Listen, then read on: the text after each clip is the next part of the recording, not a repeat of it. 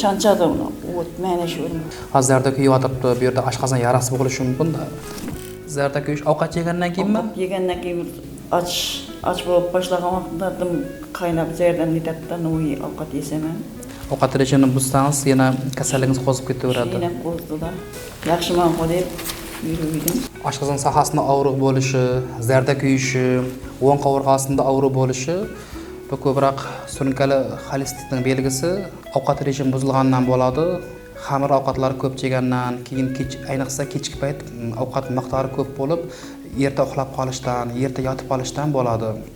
Yosh katta bemorlarimizga ham shu ovqat rejimiga qat'iy ravishda rioya qilishingizni so'raymiz.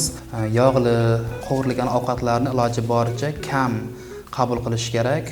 Yana bug'da pishirilgan ovqatlarni ko'proq iste'mol qilish kerak. Shu ovqatni normadan ortiqcha ovqat iste'mol qilmaslik kerak. Ovqatning o'z vaqtida iste'mol qilish kerak, ya'ni uzoq vaqt, ya'ni 7-8 soat davomida och qolmaslik kerak. Iloji boricha shu 5-6 soat, har 5-6 soatdan ovqatlanish kerak.